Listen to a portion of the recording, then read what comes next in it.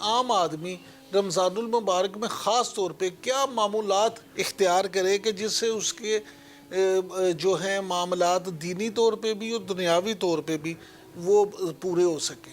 دیکھیں جی، میں سمجھتا ہوں تاجر دو طرح کے ہوتے ہیں، اور پروفیشنل زندگی گزارنے والے لوگ بھی دو طرح کے ہوتے ہیں. ایک وہ لوگ ہوتے ہیں جن کا کاروباری سطح کے اوپر ہوتا ہے کہ رمضان میں کاروبار نہ بھی کریں تو ان کا گزارا ہو سکتا ہے. اگر ایسا آپ کا کاروبار ہے تو میں سمجھتا ہوں پھر آپ کو رمضان المبارک کو اپنی پرائرٹی کے اوپر لے کے آنا چاہیے. اور اگر آپ کا ایسا کاروبار نہیں ہے تو ظاہری بات ہے پھر تو آپ کی مجبوری ہے کہ آپ نے اپنے بیوی بچوں کا پیٹ پالنا ہے. پھر آپ اپنی دکان کے اوپر بیٹھے ہوئے ایک تو ایماندارانہ تجارت کرنی چاہیے، دوسری بات اپنی زبان کو اللہ کے ذکر میں تار رکھنا چاہیے. جب تاجر چلا گیا تو آپ سبحان اللہ و بحمدہ سبحان اللہ العظیم استغفر اللہ الذی لا الہ الا هو الحی القیوم واتوب الیہ سبحان اللہ و بحمدہ، یا قرآن جی کی وہ صورت سورہ فاتحہ یا قل ھو اللہ احد اور دیگر آیت الکرسی وغیرہ کا ورد جو ہے نا جاری رکھیں، تاکہ آپ کا بازار میں گزرا وقت جو ہے وہ آپ کی جائز تجارت میں بھی گزرتا رہے اور ساتھ ہی آپ جو ہے نا فارغ وقت میں اللہ کا ذکر بھی کرتے رہے. اور اگر آپ کو اللہ نے اتنا رزق دیا ہے کہ اگر رمضان المبارک میں آپ اس کے اندر نہ بھی انوالو ہو گئے، اس کی مینجمنٹ وغیرہ کے اندر وہ چل سکتا ہے یا آپ کی ضروریات پوری ہو سکتی ہے، تو پھر رمضان المبارک کو جو ہے نا ایک اپنی عبادات کے لیے جو ہے نا وقف کر دینا چاہیے. یہی حال باقی پروفیشنز کا بھی ہے. کئی پروفیشن ایسے ہوتے ہیں کہ جہاں پر انسان جو ہے نا اس کے جانا مجبوری ہوتی ہے، اور کئی ایسے پروفیشن ہوتے ہیں مثال کے ڈاکٹر ہوتے ہیں وہ وزٹ کرتے ہیں گاہے بگاہے یعنی، اور کئی ریگولر وہاں پہ ایسے ہوتے ہیں ان کو بیٹھنا پڑتا ہے اپنے معاملہ کو چلانے کے لیے. کئی انجینئر ایسے ہوتے ہیں وہ صرف وہ سروے کرنا ہوتا ہے، جائزہ لینا چیزوں کا. الٹیمیٹلی اگر آپ نے صرف چیزوں کا جائزہ لینا ہے اور آپ ان کی سپرویژن کرتے ہیں تو ظاہری بات ہے آپ کا ایک میکسیمم ٹائم ہے اویل کرنے کا اللہ تعالیٰ کی عبادات کو یا اللہ تعالیٰ کے ساتھ تعلق کو مزید بہتر بنانے کا. تو میں یہ سمجھتا ہوں اس کے اندر یہ بات ہے کہ آپ کے حالات و ضرور پر ڈیپینڈ کرتا ہے. اگر آپ کے حالات آپ کو اس بات کی اجازت دیتے ہیں کہ آپ میکسیمم ٹائم اللہ کی عبادت میں گزار سکتے ہیں تو اس کو کرنا چاہیے. اور اگر آپ کی کچھ مجبوریاں ضروریات ایسی ہے کہ آپ ان کے لیے آپ کو ہر وقت ٹائم نکالنا پڑنا ہے تو پھر فارغ وقت میں اپنی زبان کو اللہ کے ذکر سے تر رکھیں، اور جو وسائل آپ کو میسر آئے ان میں کچھ نہ کچھ صدقہ خیرات والے معاملات بھی جاری رکھیں، کیونکہ یہی دو عبادات ہیں فنڈامنٹلی جن کا الٹیمیٹلی آپ کو رزلٹ ملنا ہے. ایک ان میں نماز اور تلاوت کی کیٹیگری کی عبادات آ جاتی ہے، ایک ان میں انفاق فی سبیل اللہ کی کیٹیگری کی عبادات آ جاتی ہے. تو آپ اللہ تعالیٰ کے راستے میں جو خرچ کر سکتے ہیں اپنی توفیق کے مطابق، اپنی حیثیت کے مطابق اس کو خرچ کریں. کئی مرتبہ کم خرچ کرنے والا بندہ اپنی اچھی نیت کے ساتھ اس مقام پہ پہنچ جاتا ہے، اس بندے سے بڑھ جاتا ہے جس سے بہت زیادہ خرچہ ہوتا ہے لیکن اس کی نیت دکھلاوے کی ہوتی ہے. تو میں یہ بات سمجھتا ہوں کہ کئی مرتبہ بہت چھوٹے کلمات بھی اللہ کی محبت کو جو ہے نا یا اس کی قربت ہم بن جاتے ہیں. بخاری شریف کی حدیث ہے کلیمتان حبیبتان للرحمن خفیفتان للسان ثقیلتان فی المیزان سبحان اللہ و بحمدہ سبحان اللہ العظیم. دو کلمے جو اللہ کو بڑے پیارے ہیں، زبان میں بڑے ہلکے ہیں، میزان میں بڑی بھاری ہے، سبحان اللہ و بحمدہ سبحان اللہ العظیم. اب دیکھیں کلمات کتنے یعنی ادائیگی میں آسان ہے کہ اللہ تعالیٰ کے نبی صلی اللہ علیہ وسلم فرما رہے ہیں کہ میزان میں بہت بھاری ہے. تو ہمیں چاہیے کہ ان کلمات کا جو ہے نا التزام کرے جو میدان کا ہمارا جو ہے نا پلڑا بھاری کرنے کا سبب ہو گیا، کیونکہ اینڈ میں جا کے تو میدان کی بات ختم ہو رہی ہے. اگر میدان بھاری ہو گیا تو انشاءاللہ العزیز جو ہے نا معاملات بہتر ہو جائیں گے. کیونکہ آپ کو بتاؤں سراپا خیر صرف انبیاء کی ذات ہے اور سراپا شر صرف شیطان ہے. اب پوری انسانیت جو ہے نا وہ اس خیر و شر کے درمیان ڈیوائیڈڈ ہے. کسی میں خیر زیادہ ہے، کسی میں شر زیادہ ہے، کسی کی خیر شر برابر ہے، کسی کی خیر قدرے زیادہ ہے، کسی کا شر قدرے زیادہ ہے. تو اس کے اندر یعنی مختلف گروپنگ ہوئی ہے. تو اب یہ بات سمجھتے ہیں آپ نے یہ جو کلمات کا ذکر کیا، تسبیحات کا ذکر کیا، تو ایک تو سبحان اللہ و بحمدہ سبحان اللہ العظیم، واقعی اس کا درجہ بہت ہے. اس کے علاوہ کون سے ایسے کلمات ہیں، تسبیحات ہیں جو رمضان میں جن کا زیادہ ورد کرنا چاہیے؟ ایک سبحان اللہ و بحمدہ سبحان اللہ العظیم کے علاوہ سبحان اللہ و بحمدہ حالی، یہ بھی بہت بڑا زبردست وظیفہ ہے. جو بندہ یہ کرتا ہے اس کے جو ہے نا سمندر کی جھاگوں کے برابر گناہ ہو، بندہ 100 بار ہی پڑھے تو وہ اللہ تعالیٰ ان کو معاف کر دیتا ہے. اس کے علاوہ آپ کو پتا ہے گناہ گار انسان تو ہر ایک ہے، کسی سے کو عمدن بھی گناہ ہو جاتے ہیں، کسی سے کوئی سہون ہو جاتے ہیں. تو اس کے اندر جو ہے نا مختلف طرح کی کیٹیگریز ہوتی ہے. لیکن ایک بات الٹیمیٹلی یہ بات طے شدہ بات ہے، یا عبادی الذین اسرفوا علی انفسہم لا تقنطوا من رحمۃ اللہ ان اللہ یغفر الذنوب جميعا، کہ اللہ سب گناہوں کو معاف کر دیتے ہیں. تو انسان کو چاہیے کہ استغفر اللہ الذی لا الہ الا هو الحی القیوم واتوب الیہ کا کثرت التزام کرے. ویسے تو سارے استغفار کے وظیفے زبردست ہیں، لیکن اس میں حی و قیوم کا لفظ آتا ہے جس کے اندر اسماء اعظم ہونے کے احتمالات موجود ہیں. تو آپ اس کا ساتھ کریں، اللہ تعالیٰ کا ذکر کریں، پھر آپ لا الہ الا اللہ وحدہ لا شریک لہ لہ الملک ولہ الحمد وہو علی کل شیء قدیر کریں. بڑا اجر و ثواب والا وظیفہ ہے. اس سے شیطان بھی دور ہوتا ہے اور انسان کو اتنے جو ہے نا اجر و ثواب ملتا ہے گویا اس نے اولاد اسماعیل علیہ السلام میں سے کئی غلام آزاد کروائے ہوں. تو یہ سارے وظائف جو ہے ان کا التزام کرنا چاہیے. پھر سبحان اللہ والحمد للہ ولا الہ الا اللہ واللہ اکبر ولا حول ولا قوت الا باللہ، یہ اگر سارے وظائف کیے جائے تو انشاءاللہ میزان میں اللہ تعالیٰ ایسا اثر پیدا کرے گا کہ جس کے نتیجے میں انسان خوش ہوگا کہ کام تو اتنے زیادہ نہیں تھے کیے لیکن یہ مول پڑ گیا.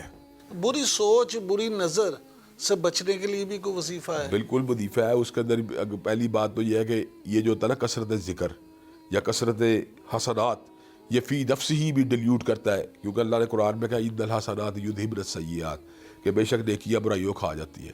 دل کا میل صاف کرنے کے لیے, اس کو روشن کرنے کے لیے کیا وظیفہ کرنا میں یہ کہنا چاہتا پہلی تو بات ہے استغفار کرے.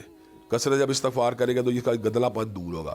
دوسرا جب اوور آل طور پہ اذکار کرنے کے ساتھ بھی اس کے اندر ایک روشنی پیدا ہوگی. جب یہ دل ہمارا روشن ہو جائے گا تو الٹیمیٹلی سارے اعضاء کا جو ہے نا کنٹرولر جب روشن ہو گیا تو سارے اعضاء بھی جو ہے نا اس کے تابع ہے, تو الٹیمیٹلی ان کا بھی رجحان ہو جائے گا. میں آپ کو چھوٹی بات ہے, جب انسان کا دل کثیف ہوتا ہے نا تو اس کے اندر قدرتی طور کے پر وہ چیزیں محبوب ہوتی ہے, اس کا جو پسند آتی ہے جن کے اندر سیئات ہوتی ہے, تو انسان کا رجحان اس طرف بڑھ جاتا ہے. جتنا دل کا میل کم ہوتا ہے اتنی لطافت پسند دل ہوتا جاتا ہے. اس کو پھر وہ چیزیں زیادہ اپیل کرتی ہے جن کے اندر جو ہے نا وہ لطیف ایک ان کے کیفیت ہو. تو یہ دل کو لطیف بنانا اور اس کو نیکیوں کے ذریعے جو ہے نا اس کا ڈائریکشن سیٹ کرنا, اس کے لیے ہمیں بہرحال خود بھی محنت کرنی پڑتی ہے. جتنی ہم محنت کریں گے اتنا ہمارے اندر جو ہے نا وہ ایک نیکی کا دائیا جو ہے نا بڑھتا جائے گا. میں آپ کو اس کے بارے میں قرآن کی بھی ایک آیت بتاؤں گا کہ ہر نیکی دوسری نیکی کا پیش ہم ہے اور ہر گناہ دوسرے گناہ کا پیش ہم ہے. یہ قرآن سے بھی بات ثابت ہے. اللہ تعالیٰ قرآن فرماتا ہے سورہ اللیل کے اندر فَأَمَّا مَنْ آتَىٰ وَاتَّقَىٰ وَصَدَّقَ بِالْحُسْنَىٰ فَسَنُيَسِّرُهُ لِلْيُسْرَىٰ کہ وہ بندہ جو اللہ کے راستے میں دے گا اور تقوی اختیار کرے گا اور اچھی بات کی تصدیق کرے گا فَسَنُيَسِّرُهُ لِلْيُسْرَىٰ تو ہم اس کے لیے آسان راستے کو آسان بنا دیں گے, یعنی کہ اس کے لیے نیکی آسان ہو جائے گی. اور اس کے بدلے میں اما من بخل واستغنی وکذب بالحسنی فسنیسرہ للعسریٰ, اس کا یہ بندہ بخل کا راستہ اختیار کرتا ہے اور جو ہے نا اعراض کرتا ہے اور جھٹلاتا ہے سچی بات کو, تو اللہ کہتا ہے فسنیسرہ للعسریٰ تو میں اس کے لیے جو ہے نا تنگ راستہ آسان بنا دوں گا. تو اس کا مطلب یہ ہے کہ ہر نیکی دوسری نیکی کو آسان بناتی ہے اور ہر گناہ جو ہوتا ہے دوسرے گناہ کا پیش خیمہ بنتا ہے. تو انسان اگر چاہتا ہے کہ اس کی زندگی نیکیوں کے راستے پر رہے تو اس کو کسی نیکی کو حقیر نہیں جانا چاہیے. غیر ممکن ہے کہ وہی نیکیاں جو ہے نا اس کو ایک سیدھے راستے میں چلا دے, اور کسی گناہ کو بھی حقیر نہیں جانا چاہیے کہ غیر ممکن ہے وہی گناہ جو ہے اس کی تباہی کا سبب بن جائے. یہ فرمائیے گا کہ صلاۃ التسبیح یعنی نماز تسبیح اس کا کیا حکم ہے؟ رمضان المبارک میں کیا اس کی بھی آپ کو روٹین بنانی چاہیے؟ دیکھیں صلاۃ التسبیح کے بارے میں جو ہے نا مختلف اقوال علماء کے آتے رہتے ہیں اس کی حدیث کی صحت کے بارے میں بھی, لیکن مجموعی بات یہی ہے کہ یہ انفرادی طور پہ ایک عبادت ہے. اگر اس کا اہتمام کیا جائے رمضان اور غیر رمضان میں تو الٹیمیٹلی اس کے نتیجے میں انسان کی نیکیوں میں اضافہ ہوتا ہے اور انسان جو ہوتا ہے نا اس کے جو ہے وہ یعنی گناہ معاف ہوتے ہیں. تو صلاۃ التسبیح کا اہتمام کرنا چاہیے, لیکن یہ کوئی رمضان سے خاص ہی بات نہیں ہے. رمضان المبارک میں بہرحال جو بھی حسنات آپ کر سکتے ہیں وہ آپ اگر رمضان میں کریں گے تو اس کا اجر و ثواب آپ کو غیر رمضان میں کی گئی عبادات سے زیادہ ہوگا. اچھا علامہ صاحب یہ فرمائیے گا کہ اب تو سائنس بھی اس بات کی قائل ہو چکی ہے کہ اگر آپ روزہ رکھتے ہیں تو جسمانی طور پہ بھی آپ کو اس کے فائدے پہنچتے ہیں, آپ کو بہت سی بیماریوں سے اس سے فائدہ پہنچتا ہے, افاقہ ہوتا ہے.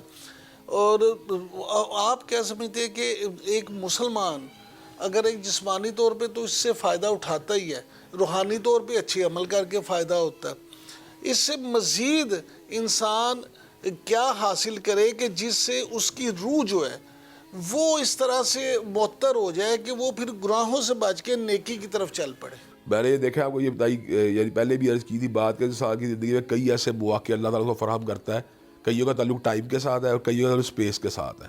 ان ٹائم اور اسپیس کے دونوں جگہ جب بندہ اویل کرتا رہتا ہے تو الٹیمیٹلی اس کو جو ہے نا اس حد تک فائدہ پہنچتا ہے کہ انسان جو ہوتا ہے نا اس کی پوری زندگی جو ہے نا وہ گناہوں سے پاک ہو جاتی ہے. اور کئی مرتبہ اس کی قسمت اس کا ساتھ دیتی ہے. کیسے؟ وہ اس طرح ساتھ دیتی ہے کہ انسان روزہ دار تھا, فوت ہو گیا. اب یہ دیکھیں لک ہے نا, وہ غیر رمضان میں کوئی فوت ہو رہا ہے یا رمضان میں فوت ہو رہا ہے. اب وہ جب نیکی کی حالت فوت ہوگا تو الٹیمیٹلی ظاہری بات اللہ تعالیٰ کے پاس جب پیش ہوگا تو وہ بڑے اچھے ایک اعمال کے اندر ہوگا.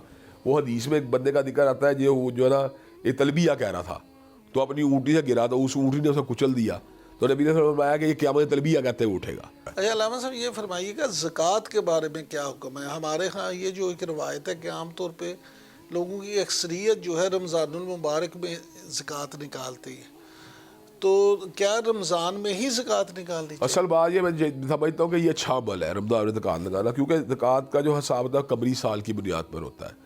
اگر آپ محرم سے حساب شروع کرتے ہیں تو آپ محرم میں پھر ادا کرتے رہیں گے. اگر آپ ربیع الاول سے کرتے ہیں ربیع الاول کرتے رہیں گے. رمضان میں چونکہ نیکیوں کا درجہ بڑھ جاتا ہے تو اس لیے اس میں یعنی زکوٰۃ کو ادا کرنا ایک یعنی مزید ایک آپ کے لیے جو ہے نا تقویت کا باعث ہے یا اس کے اجر و ثواب میں اضافے کا باعث ہے. میں اس سے آپ کو چھوٹی مثال دیتا ہوں. رمضان المبارک میں کیے گئے عمرے کے بارے میں حدیث ہے کہ اس شخص کو اتنا ثواب حاصل ہوا گویا اس نے میری میت میں حج کی ہے یا ایک روایت کے مطابق حج کی ہے. تو میں یہ بات سمجھ دیکھ کس قدر یعنی گلوریفائی ہو گیا تھا تو برا لیکن اس حد تک پہنچ گیا اپنے اجر و ثواب کے ساتھ کہ حاجی یا حتیٰ کہ رسول کریم صلی اللہ علیہ وسلم کی میت میں حج کے برابر یعنی اس کا اجر و ثواب پہنچ گیا. تو اس لیے رمضان المبارک میں جو اعمال کئی لوگ اس کے ساتھ جوڑتے ہیں یہ کوئی حرج والی بات نہیں بلکہ بہتر بات ہے کہ اس کو اس میں ادا کیا جائے. گو کہ یہ فرض نہیں کہ ہم رمضان بھی حساب کریں لیکن یہ بہتر ہے کہ آپ رمضان المبارک میں زکوٰۃ ادا کریں. فطرہ جو صدقہ فطر ہے یہ کب تک دے دینا چاہیے؟ یہ تو بات ٹھیک ہے کہ نماز فطر سے پہلے ادا کریں لیکن زیادہ احسن کیا عمل ہے کہ بندہ کب تک اس کی ادائیگی کر دے؟ آپ عید سے پہلے جب بھی ادا کریں بہت بہتر ہے. لیکن اگر آپ ایسے اس انداز سے ادا کرتے ہیں کہ وہ لوگ جو غریب ہیں وہ اپنی عید کی خوشیاں یا عید کی اپنی کھانا پینا خورد و نوش کے ذریعے جو ہے نا مینٹین کر سکیں تو بہت بہتر ہے تاکہ ایسا نہ ہو کہ انہیں اس وقت ملے جب وہ اس کو صحیح طرح کنزیوم نہ کر سکے. تو فطرہ جو ہے بہتر بات یہی ہے کہ عید کی نماز سے کچھ بہتر گیپ کے ساتھ ادا کر دیا جائے تاکہ غریب اور جو متاثرین یا ضرورت مند لوگ ہیں وہ اس کو جو ہے صحیح طرح یوٹیلائز کر سکیں.